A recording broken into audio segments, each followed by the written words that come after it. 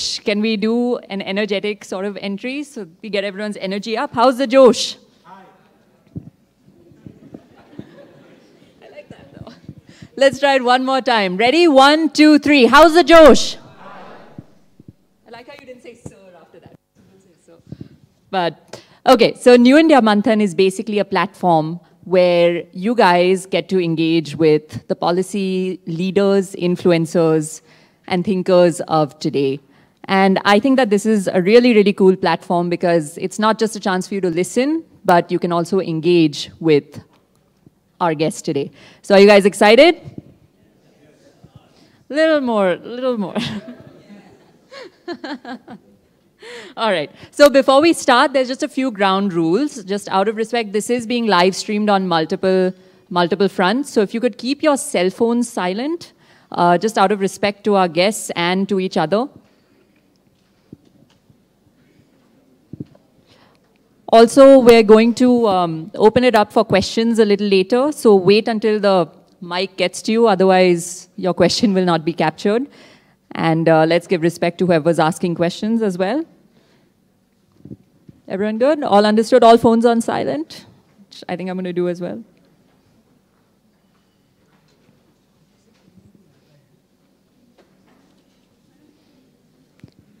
So I'd like to first invite the director and the dean, as well as our guest, Mr. Shashi to do the lamp lighting first.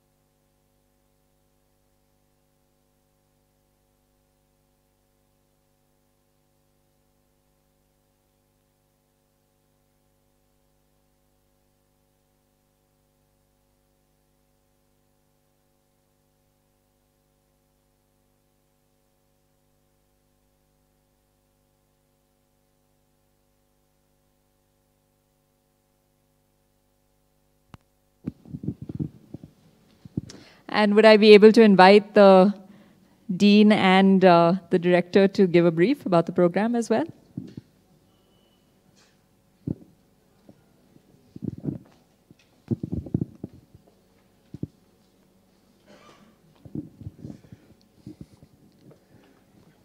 Good afternoon. It's our great pleasure today to have this program. Mr. Shashi Vempati.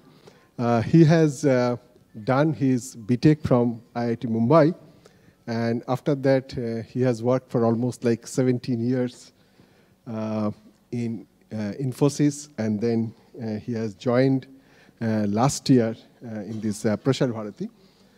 So today he'll be talking about this leadership programming talk, and he is one of the stalwart who has bring innovative ideas in the media technology. And I hope you people will be really appreciating his effort and his innovative ideas in this particular talk. With this, I'll request our director to say something about him, because he knows him for quite some time. And apparently they are very good friends, which I came to know when you are having lunch today. So I leave it to Professor Karandikar, our director, to say something about him. Professor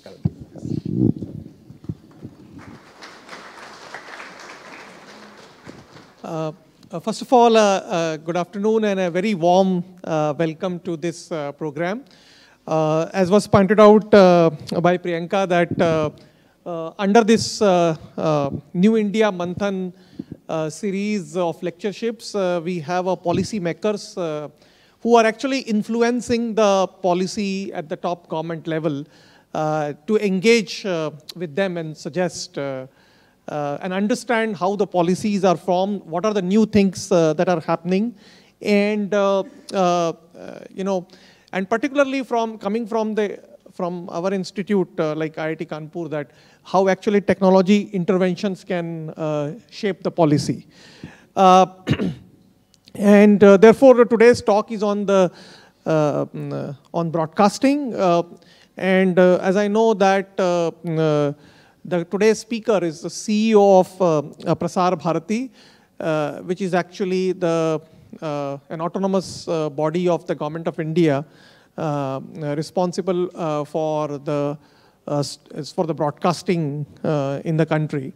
And as we see now with the advent of convergence of the broadband communications and the convergence of broadcasting and broadband, there are new possibilities, not only on the technological landscapes, but also how the policy gets altered because of technological development leading to next generation broadcasting and broadband. And it is very apt that we have the right person to dwell on this. So as was pointed out by Professor Debashish Kundu, that Shashi Shekhar did his BTech from IIT Bombay in chemical engineering, and then for a long time he worked in the industry. He was also an entrepreneur, and then, as they say, that he did a lateral entry into the Prasar Bharati. So far the CEOs of Prasar Bharatis have been either the retired bureaucrats or the IAS officers, and this was the first time that a industry professional and entrepreneur was made the CEO of Prasar Bharati. Obviously, to sort of bring that kind of energy that is required to rejuvenate the state broadcasting entity. So with this, I think it's my pleasure to invite Shashi Shekhar Vempati and request him to sort of share his vision on the broadcasting and the future of journalism. Just him.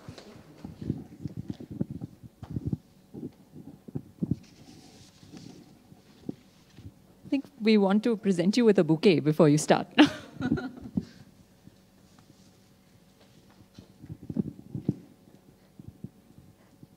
Let's have another round of applause for him before he starts.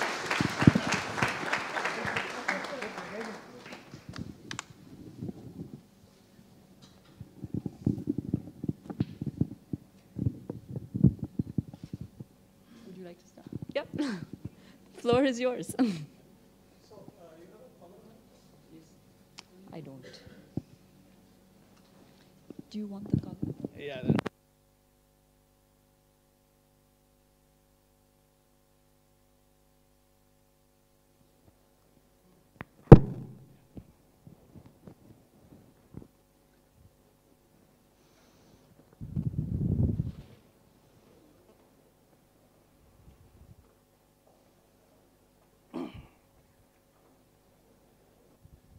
Good afternoon, and thanks Priyanka, and thanks Professor Karandikar and Professor Kundu.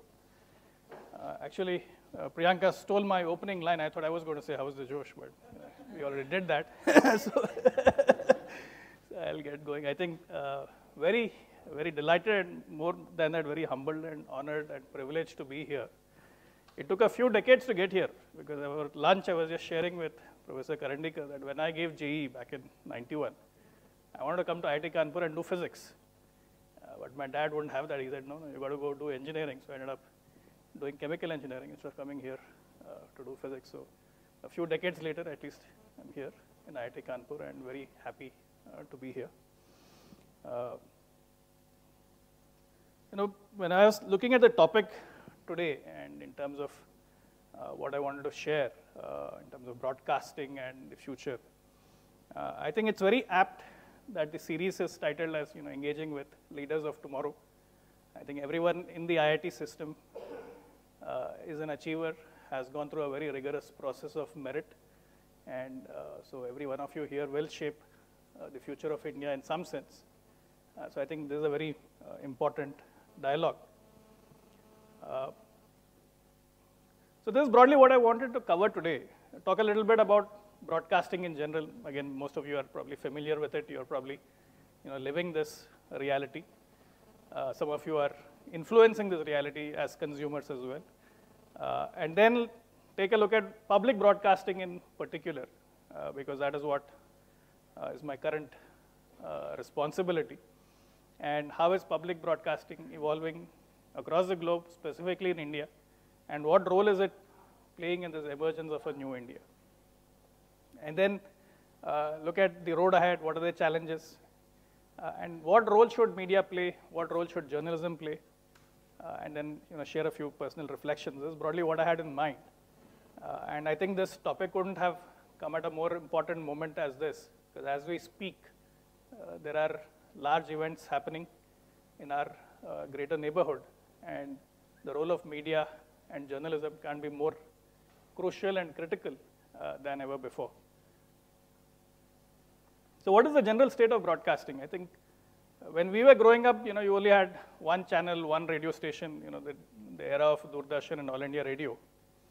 And now it's a very different world, a very different environment.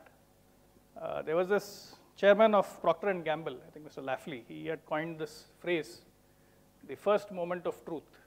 So in the brand marketing parlance, the first moment of truth is your first experience of a brand.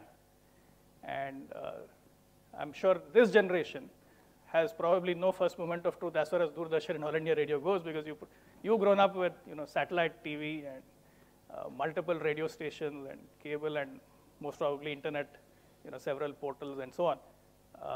So you've seen a very different environment in the media landscape as compared to what it was a few decades back. But more so in the last 10 years and probably more in the last 5 years, media consumption has undergone a very radical change. And broadcasters across the world are feeling this heat because everything has now become digital, on-demand, Netflix, Amazon, YouTube, WhatsApp. They've completely rewritten the rules of how media is getting consumed. And there was an era where the entire family gathered around the television set at dinner table. Now it is everyone looking at a screen, third, fourth, fifth, God knows how many screens at home. And that's the new reality that the broadcasters are operating in. However, India is unique. And I think this is what is the story of New India. I think the story of New India is not about one government scheme or one political statement. I think it is the story of how many different trends coexist with how technology has evolved, how the economy has grown, truly reflecting the length, the breadth, the diversity, and the complexity of India as a country. And I think that is why we are looking at a new India. Let me share some stats. I don't know how many of you are familiar with BARC. BARC is the agency that does television ratings in India. It's the Broadcast Audience Research Council. It was created a few years back as a joint venture of all the broadcasters coming together and all the advertisers coming together. So they do a survey every other year to understand how the demographics in the country have changed. So if you look at their survey in 2016 and their survey in 2018, there's a dramatic change in the country in terms of how electrification has happened, how that has led to a shift for TV penetration. There's more cleaner gas, there's more impact of all these schemes in terms of rural sanitation and so on. But I think the big story is how rural electrification has led to TV penetration. And you can see in these two charts that various states, the needle has moved in terms of TV penetration. And only a small pocket remains relatively under-penetrated as far as television viewing is concerned. And I think that's a big shift in how, so even though there is digital growing, even though there is on-demand growing, TV viewing is also growing because there was a large part of the country which did not have 24/7 electricity earlier. And as those homes are getting electrified, TV viewing is growing. Interestingly, even the world over, print media is looking at a decline. In India, even print is growing, and many newspapers are cash flow positive and so on. So in that sense, India is kind of unique that there are several trends happening at the same time. At the top end of the society, you have a shift towards digital and on-demand, while you have this bottom of the pyramid where more traditional media continue to dominate. So both trends sort of coexist, and that is the new India that you're looking at. So in this changing environment, how is public broadcasting surviving and thriving across the world? It's clear that the public broadcasters across the globe have been severely challenged and stressed by these digital shifts. And you can see that, like the BBC, which is the most well-known of public broadcasters across the globe. And they have gone through a whole change and evolution where they have now hived off their production capabilities as a separate entity called BBC Studios. And they've said BBC Studios can also go, do commercial activities to produce content for other channels, right? So that's a big shift because their traditional way of operating is no longer, tenable and sustainable. And then in the last few weeks, BBC has gone and done a deal with Discovery, for example, to launch a new streaming service. And I was just reading today, they have done one more deal for another kind of streaming service. So clearly, the public broadcaster is not immune to these trends, and the public broadcaster has to reinvent itself to be relevant. Related to that is the question of funding, right? How funding models for public broadcasting vary across the globe. See, we in India have a very different model as compared to the rest of the world. In the case of BBC, they have something called a license fee. So if you own a television set, you have to pay a license fee, and that fee goes to the public broadcaster. Similar model in Japan with NHK Japan as well. In Canada, they have a different debate going on where the argument is that why should the public broadcaster compete with all the private channels for advertising revenues? Why not let the public broadcaster be ad-free completely, and then you create a fund out of the private sector, and that fund goes to the public broadcaster. So that's another model. In the case of India, we have a very unique sort of situation, and it has to do with the history of how Prasar Bharati got created. Originally, if you go back in time, All India Radio predates independence. It was started sometime in the 1930s. And in fact, we have some of those old archives, recordings of Gandhiji, Rajgopalachari, pre-independence era speeches and so on. And then All India Radio's shortwave service, which is called the External Services Division, was started during the World War because it played an important role during the World War. And then these continued to be part of the government, and then Doordarshan came along subsequently. So both DD and AIR were government departments till the early 90s. And then in the early 90s, a legislation was passed which created Prasar Bharati. But then it didn't come into effect immediately. It was only 6-7 years later in 97 that the law that was passed in the early 90s got implemented only in 97. And Prasar Bharati came into existence as an independent, autonomous broadcasting corporation under which both All India Radio and Doordarshan were placed. However, the people who were already working were government employees, so they continue to remain government employees.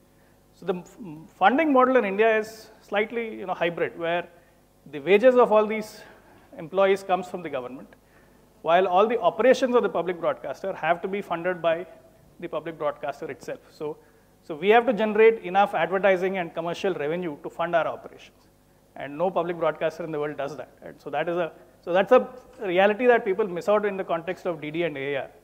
And this is despite all the obligations that DD and AIR have to shoulder, like all your national coverages, Independence Day, Republic Day, Parliament, all the other live telecasts.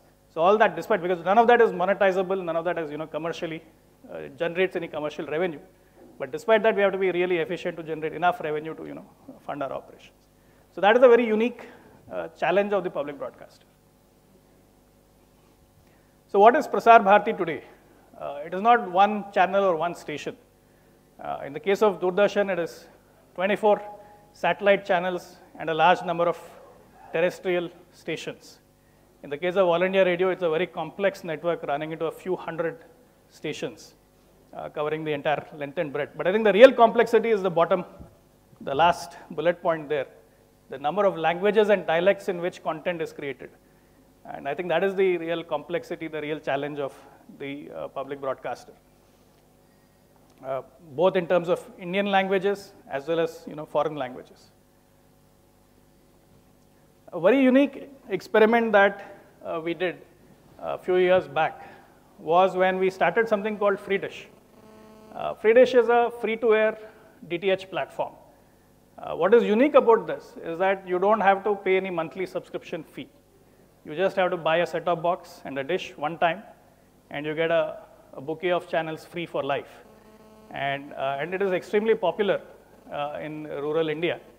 And the latest study by KPMG estimates that there are 30 million households across India that are on DD Free Dish. And the picture there is an example of a recently electrified village based on the Saubhagya scheme, where TV viewing has dovetailed it, and it is largely Free Dish. So what you see here is, as electrification is going on, TV penetration is increasing, and many of the households are, coming on the DD Free Dish DTH platform. So how are we preparing ourselves for the digital era? So historically, most of our terrestrial network, both TV and radio, was on analog technologies. And one of the shifts that we started a few years back was to move to digital terrestrial TV. So today, about 19 cities have digital terrestrial TV. Similarly, we have about 38 radio transmitters, which moved from medium wave to digital radio. So that's on the traditional broadcasting side. But then the real interesting story is on the on-demand side, where we have significantly increased our digital presence. So today, for example, we have 2 news channels, which are public channels with million-plus subscribers on YouTube. Rajya Sabha TV has 2 million-plus subscribers. DD News has 1 million-plus subscribers. So and all of this is organic growth. This is not because we were able to spend a lot of money on Google advertising or Facebook advertising. This is all sheer organic growth based on the merit of the content and the demand for this kind of content online. So that is the headline, the big numbers. But the other interesting thing about what is happening with content on YouTube that the public channels are putting, today for the first time, you have on YouTube content available in languages that you probably have not heard of, like Garo, Khasi from the northeast, Dogri, Gojri from Jammu Kashmir, several of the dialects from the left-wing extremist affected areas like from Chhattisgarh and Jharkhand. So you have news bulletins from these languages being made available near real time on YouTube every single day. And so that just has vastly expanded the digital footprint of public broadcasting. And in a sense, that is how we are enabling a new India. Today we have more than 270 active social media handles. And early last year, we integrated All India Radio with Amazon Alexa. So today you have about, I think, 10 odd All India Radio services in different languages, live streaming through Alexa. So you can talk to Alexa and say open All India Radio and it will play that. The apps that we put out have a few million-plus subscribers. So all of this is coming together to create this the digital future for public broadcasting. But we're just getting started. And there's quite a bit of work to be done going ahead, especially on the OTT side, with platforms like Netflix and Amazon taking viewership and a base in India. I think it becomes very important for the public broadcaster to invest in these new age platforms and especially connect with the youth, because a large segment of the youth have no nostalgia, no memory of DD or AR. So we have to become relevant to the youth, we have to connect with the youth, and hence there's a lot more work that needs to be done on the digital side. So where do we see digital going from here? And I think this is something Professor Karandikar will appreciate a lot, that the future of digital broadcasting is in convergence. Because you as the consumer don't care whether your content is coming over through an IP packet on the internet or whether it is coming on a broadcast wave, when you don't really care. As long as you have the content in the format that you want, when you want, where you want, in whatever manner. That's what the consumer really cares about. So what is inevitably going to happen is broadcasting and the broadband internet services will have to converge on the end user device. And that convergence is going to happen on the mobile phone, it's going to happen on the smartphones. You're already seeing some of this taking shape in the markets like Korea and the US. And I think India will soon follow that path, where you will probably have a whole new class of services. Just like you have DTH, tomorrow you will have DTM, direct to mobile services, where you can get streaming content without having to worry about 4G, 5G, data plans, buffering, none of that, because the broadcast infrastructure has converged with the telecom infrastructure. This could also mean that the distinction between TV and radio can blur. In a sense, if there's a chip in the mobile phone, today already your mobile phones can get FM content, right? Because most of the phones have a chip that can tune into the local FM stations. And tomorrow, if the same chipset architecture can also receive the terrestrial broadcasting signals, the distinction between TV and radio goes away. And you could just have a very interactive, smart Alexa or Google Home or whatever smart interface, interrogating it, browsing it. You can get the content that you want, whether it is video or audio. And this whole traditional line that we drew between TV and radio will just become irrelevant. So that is another potential reality that's in the pipeline. And what we see is that a new India is poised to play a very catalytic role in this convergence that is happening between the startups that are in India, the whole Make in India initiative, and of course, the applications that we are building for a digital India. So at this intersection of these three big focus areas is where this convergence will get created. And then that's a lot of our efforts are not to create this technology ourselves, but to partner to create the right ecosystem where this happens. So how do we, for example, engage with startups so that the right innovations take place? How do we engage with manufacturers in India? So a lot of this technology gets created here, built here, as opposed to being imported from abroad. And then how do we build the right kind of digital application so that this takes off in a big way and addresses the broad segment within India. So these are some of the efforts that the public broadcaster is taking on putting together the right ecosystem for creating this future on the one hand. And on the other hand is how do we create the right mindset and the right culture change, because it's not just enough to create technology and infrastructure and expect the kind of change that we want will happen. The kind of content that needs to be put on these platforms also needs to be looked at so that we can drive social change through this. We can build a lot more positivity, a lot more momentum for India. So all of this is coming together in several ways through the efforts of the public broadcaster. So to give you an example on Make in India, so for DD Fredish, for example, we have tied up with more than 10 Indian companies so that the set-top boxes can be built in India. And that's a big initiative.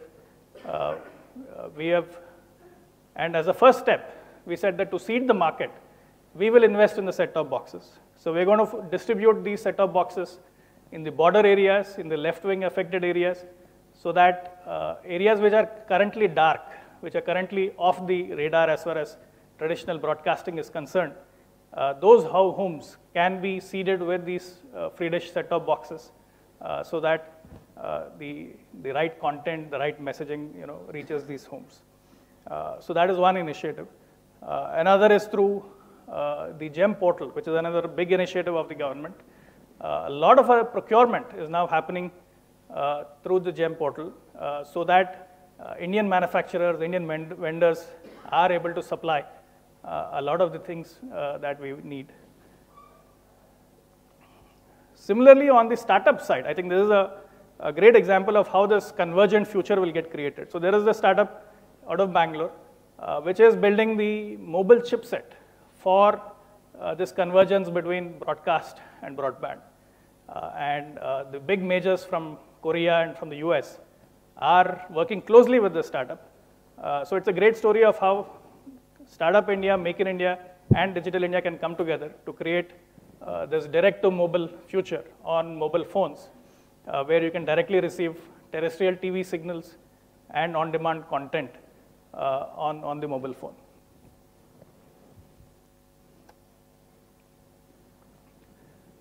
Here's a good example of how the public broadcaster and the government have come together to create more awareness from a Digital India standpoint. Because one aspect of digital India is to ensure there is access to the internet through fiber and the various means. But that's not enough. That's only half of the story. The other is to make a lot of the government services available digitally. And so there is this app called Umang, which brings together various government services, be it your LPG bookings, be it your EPFO, a whole range of government services. So what we've done is that we've integrated the content that Doordarshan creates with this portal, so that if you're using a service of the government, you will also know which are the related videos. So you know how, more about that service. So for example, direct benefit transfer for LPG. So if you're trying to avail that, you will also get recommendations of videos on knowing more about, what is the process, what are the requirements, how should you go about it, some of the case studies, success stories, and so on. So it's a back-end integrated integration between content from Doordarshan on one hand and the various government services on the other hand. Another aspect of what we are doing to enable ease of doing business, one of the biggest challenges that we've had historically is in content procurement. Because a lot of our content procurement happens through very manual means, and then it is prone to all sorts of allegations, whether it was fair enough, whether it was transparent enough, and so on. So one of the initiatives that we've taken is to move procurement of films to an online portal, so that we reduce the manual paperwork involved, and we bring in a lot more transparency and a lot more accountability to the entire process. Another idea that we are toying with, and I think this is still in the works, is on how we engage talent. If you look at both Doordarshan and All India Radio, there's a large number of talent that we hire on an assignment basis across the country for doing various things, RJs, announcers, anchors, news readers, and so on. And today, our entire process of engaging them again happens in a very manual fashion. So one of the thoughts is, what if we created a platform like an Uber or an Ola, where you can match talents to the needs of the various stations and the various channels. And so it all happens through an app-driven, platform-based interface. So it becomes algorithmic, the discretion is eliminated, you bring in the required transparency and accountability. So that's another idea that we are working on. And similarly, IT enabling a lot of our, functions and operations. How are we driving, social change? I think Mann Ki Baat is a great example. What the Prime Minister has done with Mann Ki Baat and All India Radio is, to bring back radio as a medium into the public consciousness in a big way. And if you see many of the themes that he championed through radio, be it selfie with daughter, Beti Bachao, Beti Padhao, all of them became a bigger phenomenon on the internet, taking a life of their own. And so that's a great example of how the public broadcaster has emerged as a vehicle for broader social change. Similarly, Doordarshan has rolled out a whole bunch of new things. Some of you may have seen this. We've just launched a 1-hour program called DD Science in partnership with Vigyan Prasar. The idea is eventually to launch a full-fledged satellite channel for science. Then a very interesting program that we've done is with women farmers. So we've done a reality show where women farmers from across India where I had to come and present in the studio to a jury. And we're going to select the best woman farmer. And what this brought out are amazing stories of innovation and entrepreneurship by women from various parts of India, breaking stereotypes and many of the myths and prejudices that we hold. So it's an ongoing series. It's on DD Kisan. So it's another example of how the public broadcaster is, showing or putting a spotlight on this new India that is getting created.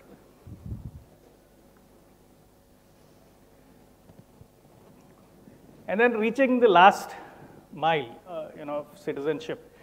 A lot of the news reporting, if you see, is largely, sensational, driven by conflict, driven by controversies, and so on. So we started a segment saying that, we'll take a break from that. And so we've launched this thing called Good News India, where we said we will focus on developmental stories, positive stories, and this has become a full-blown news capsule now.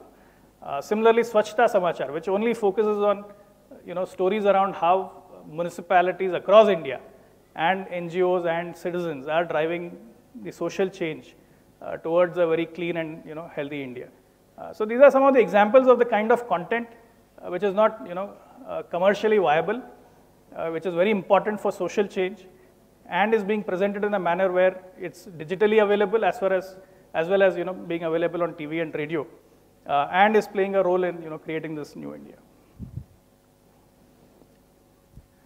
This kind of brings me to what should be the role of media and journalism in new India. I think one of the first challenges that we have to address going forward is this menace of fake news. It has assumed a proportion which is clearly out of control as of now, with messaging apps like WhatsApp and so on, where it becomes very easy for something to just go viral. So combating fake news is going to be one of the biggest challenges of media and journalism going forward. Even a democracy like the US was not invulnerable to fake news meddling with its electoral and democratic process. So a democracy like India will have to be vigilant, and I think this is a new reality. So both the media houses, the journalists, and the public broadcaster will have to think of ways in which how fake news has to be battled. And I think one of the key things to doing that is to focus on the primacy of truth in news reporting. And I think this is something that we've kind of lost sight of in the last few years, that truth matters, and there has to be one version of the truth. It has to be an authentic, credible version of the truth. And all the media entities have to ensure that happens. Second is on disseminating positivity. Recently, there was an article in the Guardian newspaper by a Norwegian professor, Johan Gault, who back in the 60s had authored a research paper in an academic journal describing how he thought the media sector will evolve, how media will grow by focusing more on conflicts, more on misery, and so on. And in the process, media and journalism has tended to become very negative. So if you want the TRPs, you want the viewership and the ratings, or you want the retweets on social media, then the more sensational your headline is, the more controversial it is. It works. Unfortunately, in the process, I think the whole purpose of media, which has been lost sight of, and we've kind of lost track. So how do we bring back positivity? I think that is another key thing going forward from a new India standpoint. And more importantly, how do we project India's soft power? Billion people democracy. We have to have a strong global voice, and media and journalism will play a very crucial role in that voice being heard across the globe. So that is another important task for media and journalism. And lastly, how do we become the hub for global innovation? So because today, most of the new ideas on how media should evolve, how it should present news, how it should present content. A lot of these ideas are emerging, in different parts of the world. How do we make India the capital of all of that innovation, be it on the technology side or be it on the creative side as well? So I think creating that global hub for innovation in India would also be another key challenge for the media going forward. We've taken one step in this direction. There are two English news channels who have traditionally in India, bombarded everyone with how they are number one. And we always intuitively knew that at DD News, even though it was a bilingual channel with both Hindi and English, that our English viewership was going to be larger than all these guys put together. So sometime last year, the Prasar Bharati board took a decision that instead of having one bilingual news channel, we will separate the two. We'll create DD India as an English news channel, while DD News continues to be a Hindi news channel. So about 6 months back, the BARC, which is the ratings agency, started measuring the viewership of DD India. And they started reporting it from January of 2019. And since they started reporting, the reality has now hit the private English media. I think it brought out two aspects. The first was that how large the English news viewership of the public broadcaster was when compared to the other English news channels. In fact, a couple of weeks back, it was, DD India was more than all of the rest of them put together. So that was one aspect it brought out. I think the second is more important, because often we lose sight of this, that how small the audience for English news is when compared to all the other regional languages. So you have these two channels fighting over a viewership which is less than 1 million, and it is really odd that that they have such a high decibel voice, which is completely disproportionate to their reality, which is they reach out to a micro minority in the country. So that is so DD India in the last few weeks has caught the attention of a lot of people, and our intention behind creating DD India was not to fight this domestic battle that the private sector can do. We had a bigger purpose that, unlike a BBC, a Voice of America, CGTN, or a Russia Today, India does not have an international English speaking channel that can with an audience which is global. So we want to take DD India global, and we took a first step last week when the Prime Minister was in Seoul. We had a MOU signed between the Korean public broadcaster KBS and Prasar Bharati, where as part of that MOU, DD India will be carried in Korea on the MyK OTT platform, while we will carry KBS World on our DD Free Dish.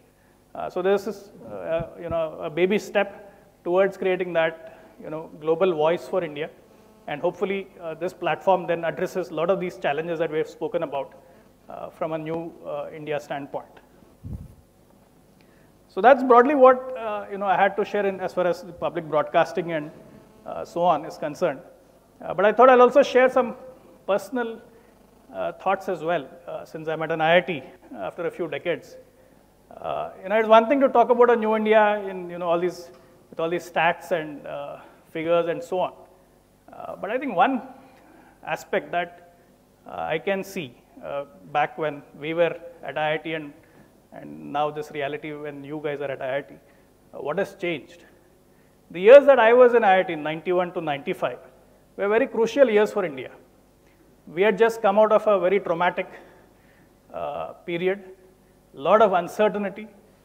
People really didn't know, what would be the future of the country, because the economy went through a big change, a lot of domestic turmoil, a lot of uncertainty on, what kind of jobs will be out there and so on. And then slowly, gradually the economy opened up and, India took the path that it took.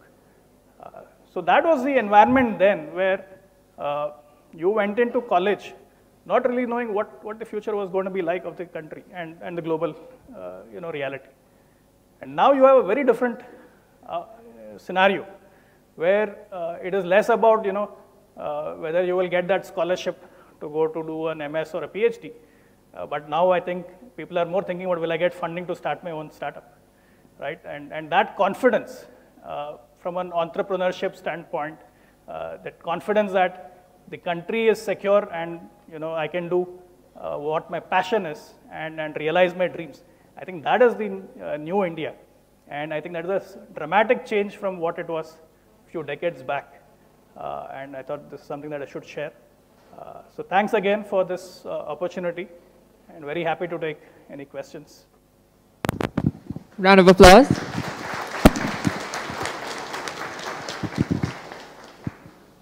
So I think while people are formulating your questions, there were some questions that actually came in from online. Okay. The first one being, now you mentioned that you're entering an IIT after decades. Yeah.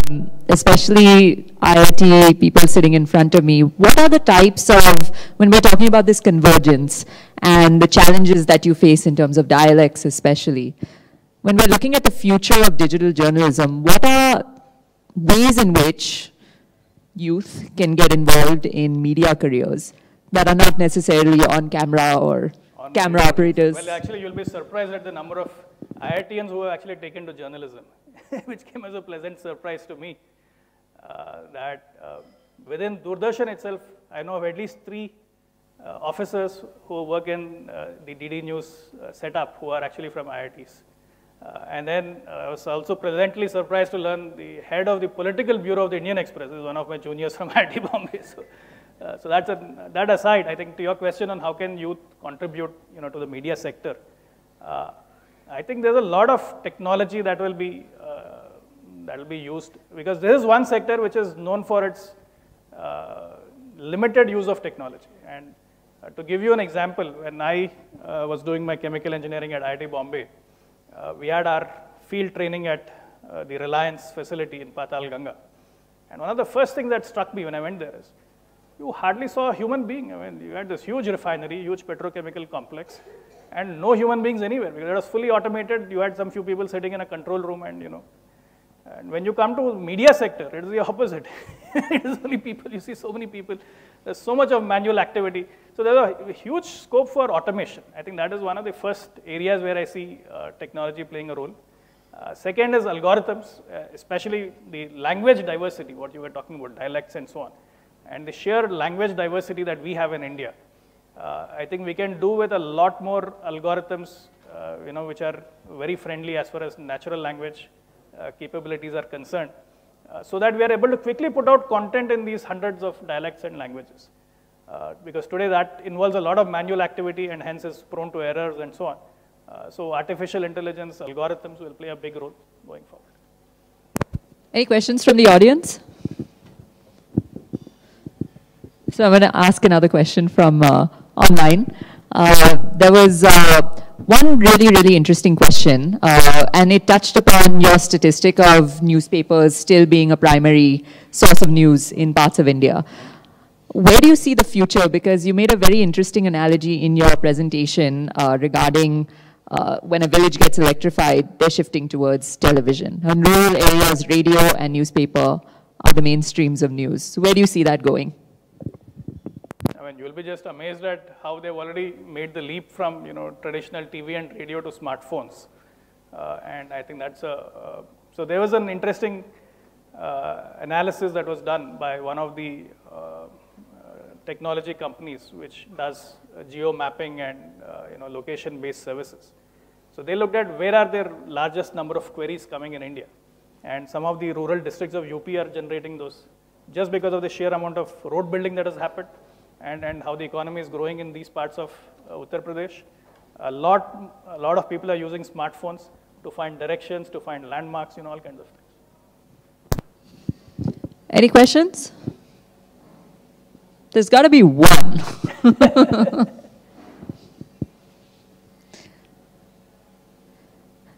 I'm just curious to know, what is in terms of, I think I still use a TV primarily.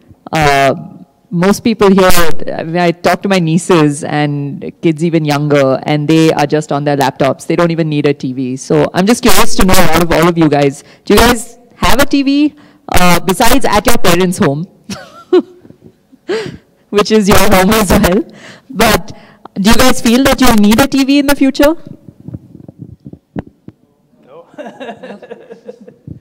What's your take on that? Yeah, I think the mobile phone is the TV going forward, and I think that's already happening. In fact, I'll make a confession. I myself hardly do any TV watching, and most of the time tracking what's happening on my phone. So.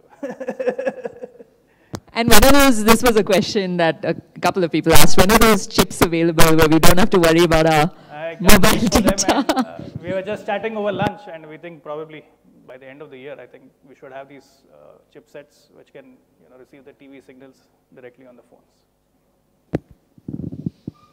Yeah. I think, okay, so the camera cannot pan in the back, so can you walk in front and ask the question?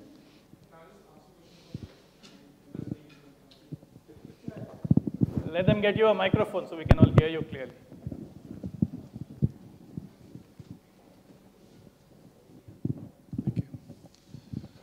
Yeah, so my question is that you say that people are going more, they have their more attention span or on smartphones, right? And people are not watching TV more. And when it comes to smartphones, you have an app called Umang, as you shown on the slide as well. So on the Umang app, the content is not exactly filtered according to our needs. So even on the slides, the other videos you saw on the right side, the related content, those videos were not exactly, even the titles were not in English. So if I'm using the app, I would not click on those videos, right? So I think the content needs to be more monitored and filtered. So what are your opinions on that? I mean, how? Absolutely, and I fully agree with you. And I think that is where we need a lot more of the talent from the Indian universities, the IITs, to help us build those capabilities.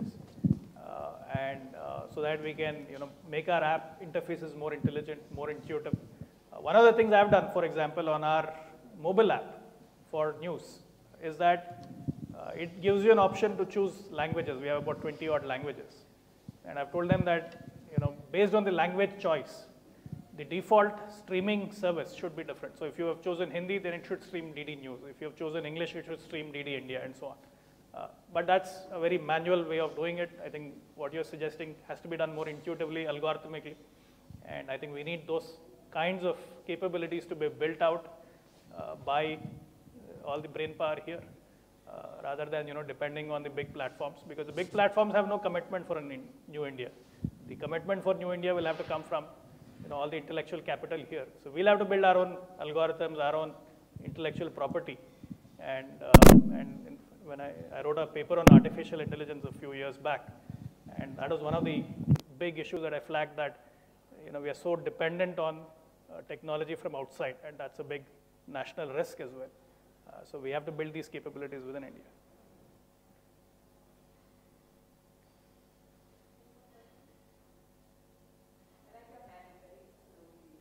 Came up. No?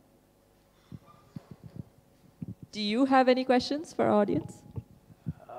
Do I have, how many of you watch Doordarshan? Maybe that's the question. Or will you watch after this talk? So maybe that's that's probably a better question to ask. Great, thank you. Yeah, please.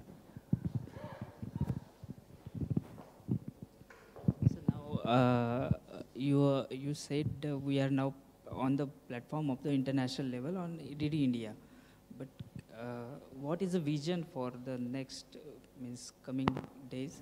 It will be compared to like BBC, because we are very slow in that news and flashing the news. Yes. So and I think that's the vision is absolutely that we have to create a voice which is as good as a BBC, as good as a Russia Today, and as effective, and so on. And that will require bringing in a lot more professionalism in how we do things. Historically, the public broadcaster has, because of its legacy, has operated in a certain way. We have to change that. And we have a good example. Rajya Sabha TV, for example, which has 2 million plus viewers, is completely run by media professionals. Yes. And there are no government bureaucrats running it. And hence you can see the quality, the kind of content, and so on. So we want to move DD and India in that direction as well. And we can come with the next new channels like Discovery and like that, comparatively. Absolutely. I mean, that is something in the pipeline. We'll hopefully share once we have something concrete on that front. Anybody else for questions? No? All right. Well, with that being said, can we thank our fabulous guest today, Mr. Shashi Shekhar?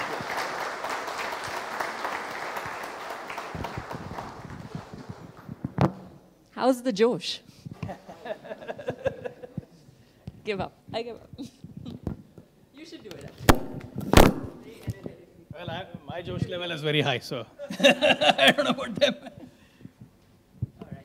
And we also want to thank IIT Kanpur for having us. So, round of applause for all of you, I guess. Thank you. Did you guys enjoy it? Yeah? Why? Yeah. No, do you guys find these platforms interesting where it's not just sort of a lecture, but you can ask questions and engage? Do you feel it's useful?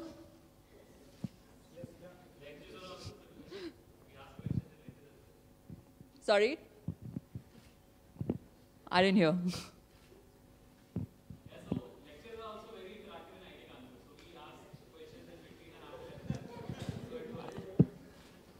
Okay. But that's more academic based. What about with influencers, which is the point of today?